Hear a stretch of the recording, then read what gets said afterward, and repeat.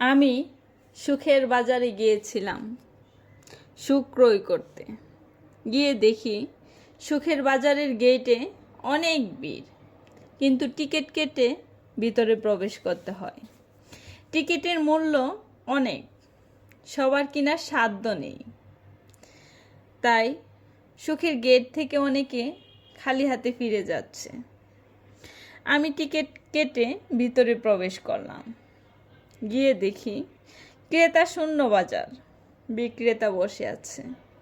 আমি এক বিক্রেতাকে জিজ্ঞাসা করলাম, ক্রেতা শূন্য বাজার কেন ভাই? বিক্রেতা বলল, সুখের দাম এতটাই বেশি যে কেনার সাধ্য সবার নাই, তাই ক্রেতা শূন্য বাজার। সুখের দাম এতটাই বেশি ছিল যে আমিও কিনতে পারলাম না, তাই খালি হাতে ফেরত এলাম। সুখের গেট হলো ভাগ্য।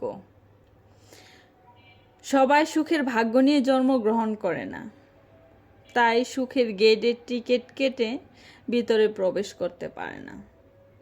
আর যারা প্রবেশ করেও কিন্তু কিনতে পারে না, তাদের ভাগ্যের ক্ষমতা থাকে না সুখ কেনার মতো, তাই খালি হাতে ফিরে আসতে বাধ্য হয়। দুঃখের বাজারে গিয়েছিলাম দেখার জন্য। গিয়ে দেখি ওখানে গেট নেই, টিকিটও কাটা লাগে না। অনেক ভিড়, পা ফেলার জায়গা নেই। তাদেরকে জোর করে ভিতরে নিয়ে যাচ্ছে।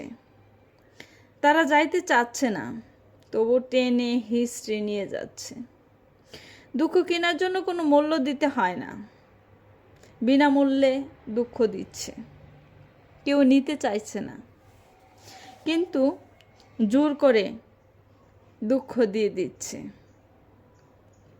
দুঃখের বোঝা এত ভারী যে বইতে অনেক কষ্ট হচ্ছে, তারপরও নিয়ে যাচ্ছে। তারপরও নিজেকে ক্ষত বিক্ষত করে দুঃখ বয়ে নিয়ে যাচ্ছে।